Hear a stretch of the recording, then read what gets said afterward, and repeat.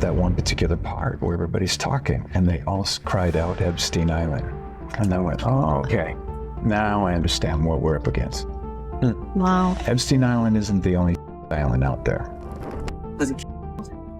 There was something happening here that was bigger than just Jeffrey Epstein. For years, we've asked the same question. How did Ellen DeGeneres get away with it? How did she remain protected while victims suffered in silence? Well, Jim Caviezel is now saying he knows the answer, and it's worse than you think. According to Jeffrey Epstein himself protected Ellen DeGeneres for years.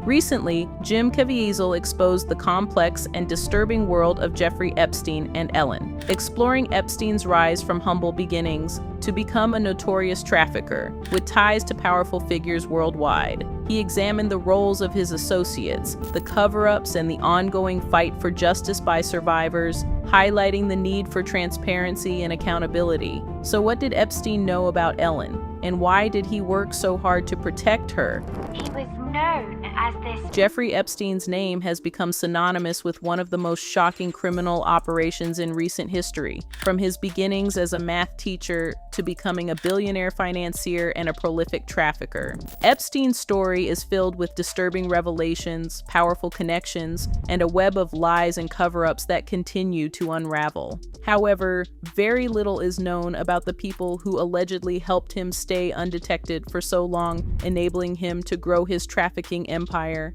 But now Jim Caviezel has taken it upon himself to expose those people, and none of them is standing out like Ellen DeGeneres. You see, the release of the Epstein files has exposed more than just the heinous crimes of Jeffrey Epstein. It has unveiled the largest trove of evidence of elite collusion ever seen, revealing how Epstein was deeply embedded in major institutions across the United States, including technology, finance, charity, politics, and intelligence. More importantly, Epstein was a master connector, linking influential people across these fields. He knew everyone. Everyone knew him, and many protected him. Despite widespread knowledge of Epstein's criminal activities, many powerful individuals continued to associate and work with him. Why? What did Epstein offer that made people willing to risk ethical and public relations disasters? Well, Jim exposed what Epstein offered and how his secret network has shaped the world we live in today. Are you still talking about Jeffrey Epstein? This guy's been talked about for years. You're asking, we have Texas, we have this, we have all of the things. And are people still talking about this guy, this creep? That is unbelievable. Now, one of Epstein's primary legitimate businesses was financial management. Wealthy clients entrusted him with their money to invest, seeking advice on protecting their wealth from taxation and public scrutiny. Epstein took a cut of these dealings, and he then used that money to launder his image. By surrounding himself with famous celebrities whom people already trusted, that's where Ellen DeGeneres entered the picture. At the time, Ellen was the darling of daytime TV. Everybody loved her. She was the symbol of kindness, and she preached about how everybody should be kind. But little did we know. The Ellen situation. Yeah. You know, people found out that Ellen was mean, and all these people came out and said, Ellen's actually a... And then we were like, whoa, Yeah. can't believe it. And she lost everything. She fell apart, disappeared, because people found out that this character that she was portraying in a half an hour on a television show is not really who she was. My buddy Greg, who was one of her writers, was like, she's a piece of... He was like, she's a monster. Now, I must stress that Ellen DeGeneres' name does appear in the Epstein documents, but only as part of a broader index, listing over 300 high-profile individuals mentioned across various investigative materials, such as flight logs, communications, and third-party interviews. Importantly, being named in these files does not equate to an accusation or evidence of wrongdoing. There is zero evidence in the Epstein files linking Ellen DeGeneres to any criminal activity. But according to Jim Caviezel, all that is by design. The way Epstein built his empire, he allegedly ensured his powerful friends were not implicated in any of his wrongdoings, and he went to great lengths to maintain this. If rumors are to be believed, a big reason why a significant amount of the Epstein files are still redacted is that that's where the actual solid evidence allegedly implicating Epstein's powerful friends is. hidden, sealed, and protected. Since most people identified in the Epstein files were partisan Democrats and donors to the Democratic Party, it'd be pretty easy for Republicans to be like, yeah, the other guys did this. Why is it so hard? Like, what the hell are we what is this? The reason they don't want to admit that they have covered this up is then they admit that there are two tiers of justice in this country, and that every administration, at least every attorney general, has been in on it. That is exactly right. There are two tiers of justice, and some people seem to be immune from law, and some people are just henpecked to death by the law. You see, as it turns out, Ellen wasn't all that nice to begin with. It was all an act. And that was the type of person Epstein wanted around him. After building out a career for herself as one of the most successful working stand-ups of her generation, landing her own sitcom during the mid-1990s, and then making history by coming out publicly, and also playing the first openly gay lead character on a network series, Ellen DeGeneres had already cemented herself as a Hollywood star by the start of the 21st century. However, she took her career to another level entirely when she began her history-making second act as one of the most popular daytime talk show hosts of all time on The Ellen DeGeneres Show in 2003. As big as her coming out story was, and the high praise she received for iconic stand-up specials like The Beginning and Here and Now notwithstanding, it was her talk show that made her a household name and one of the most influential people in show business.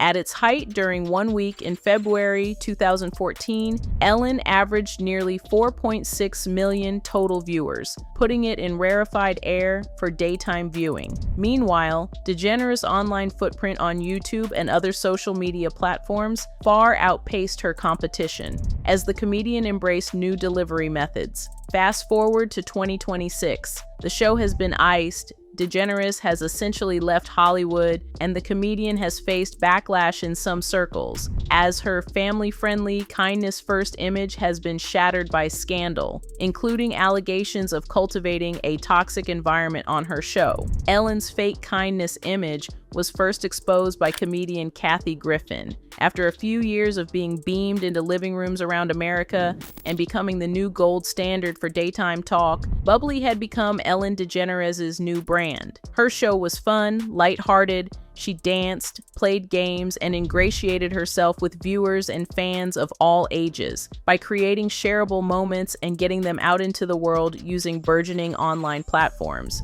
She was the kind of host regular people wanted to have a fun hang with or engage in conversation. Behind closed doors, though, DeGeneres' vibes may have been entirely different, and comedian Kathy Griffin was one of the first to pull back the proverbial curtain. In her 2016 book, Kathy Griffin's Celebrity Run-Ins, My A to Z Index, the comedian who had guested on Ellen's sitcom referenced a beloved daytime talk show host who had a mean streak that all of Hollywood knows about. Griffin told THR that DeGeneres was the only person to hit her back with negative feedback and that she sobbed like a baby after her phone call with Ellen. Now, while being unfriendly or mean to others is a surefire way for celebrities to catch heat, sometimes being nice or chummy with the wrong person can be evaluated with an equally critical light. Such was the case in October 2019, when Ellen DeGeneres was snapped sitting with former U.S. President George W. Bush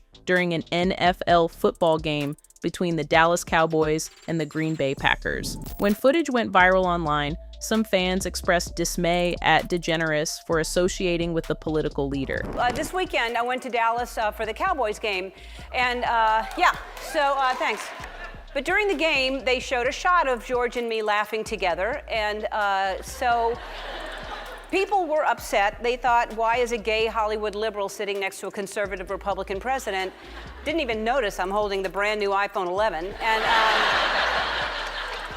but a lot of people were mad, and they did what people do when they're mad. They tweet. I'm friends with George Bush. In fact, I'm friends with a lot of people who don't share the same beliefs that I have. We're all different, and I think that we've forgotten that that's okay, that we're all different. As the years went by, Ellen DeGeneres' alleged prickly demeanor became more and more a part of the public discourse. But the floodgates were truly opened in March 2020, when Kevin T. Porter posted a tweet. Right now, we all need a little kindness. You know, like Ellen DeGeneres always talks talks about. She's also notoriously one of the meanest people alive. Respond to this with the most insane stories you've heard about Ellen being mean. Porter promised to make a $2 donation to the LA Regional Food Bank for each story shared, and let's just say a lot of people had a lot to say about Ellen. I worked at Real Food Daily, served her and Portia at brunch. She wrote a letter to the owner and complained about my chipped nail polish, not that it was on her plate, but just that it was on my hand. I had worked till closing the night before, and this was next morn, almost got me fired. One time I saw her at a restaurant in LA. The waiter was serving the table next to her. He bumped into her by accident when putting down their food, and she stood up and pushed his head into the bowl of hot soup he had just put down on the table. Second-degree burns. It's so weird when you see, like, a lot of people saying that someone who seems so nice is not nice at all. She doesn't seem nice, but that people have a very poor judge of character. She doesn't seem nice. It seems forced. People that are like that all the time, she doesn't seem nice. It's very forced. And whatever, you're allowed to be a bitch, right? Now, 2 days later, Porter shared a screenshot of a receipt revealing he had made a $600 donation to the organization in DeGeneres' name. While Porter confessed that he couldn't vet every story, the fact that so many people were willing to submit stories about DeGeneres' alleged bad behavior was eye-opening. Not long after Kevin T. Porter's viral Twitter thread fueled public suspicion, BuzzFeed News blew the proverbial lid off the situation later in 2020, with a series of explosive reports on what was reportedly a toxic working environment at the Ellen DeGeneres show. In the first expose, reporter Christy Lee Yandeli detailed a litany of allegations from former employees, who described a culture of fear, systemic racism, and other forms of intimidation and bullying on the show. One former staffer summed up the situation bluntly: "Be kind only happens when the cameras are on." Yandeli's second article, compiled after she had spoken with 36 former employees, brought to light more serious allegations. Senior Ellen show producers were accused of misconduct and harassment. Former employees said that this culture started with executive producer Ed Glavin. Yandeli explained to NPR that he would touch them inappropriately in the control room and make them feel uncomfortable. That generally he led with fear and intimidation. Former employees also told Yandeli that head writer and executive producer Kevin Lehman groped them, touched them inappropriately, and made explicit comments in the office and at office parties. Executive producer John Norman was also accused of making unwanted advances toward a staffer. The mask had come off. The Be Kind Queen was exposed. And now Jim Caviezel is connecting all of this to Epstein. So how does Ellen's toxic work environment tie to Epstein's network? On the surface, one is a daytime talk show. The other is an international sex trafficking ring. But look closer. Both operated behind a carefully crafted public image. Both silenced victims through fear and intimidation. Both were protected by powerful people who looked the other way. Epstein had his island. Ellen had her studio. Different locations, same tactics. Former employees of The Ellen Show described a culture of fear, systemic racism, intimidation, and bullying. Producers groped employees, made sexually explicit comments, led with fear, and Ellen knew. According to reports, she was aware of what was happening on her show, and she did nothing until the public found out. Until her reputation was at risk. Epstein operated the same way. He surrounded himself with powerful people. He silenced victims with threats and manipulation. He created an environment where abuse was normalized. And he was protected by those who benefited from his connections. Jim Caviezel says Epstein protected Ellen for years, not because they were friends, because she was useful. Ellen gave Epstein legitimacy, a friendly face, a trusted name, and in return, Epstein kept her secrets, kept her name out of the files, kept her protected. The redacted pages contain the missing evidence and the sealed documents, all designed to protect powerful people, including Ellen DeGeneres. So we'll leave you with this. So why did Epstein protect Ellen? What did she know? What did she see? Why were so many people afraid to speak out against her? Why was her toxic workplace allowed to continue for years? And most importantly, who else has their name redacted? Who else is hiding behind sealed documents? Who else is still getting away with it? Jim Caviezel has spent years exposing Hollywood's darkest secrets. He's been mocked, blacklisted, ridiculed, and he's been right every time. The Epstein files are not fully unsealed. The questions are not fully answered. The victims are not fully heard, but the world is watching, and the world is asking. Comment below with your thoughts. Do you believe Epstein protected Ellen? What do you think is in the redacted pages, and who do you think is next?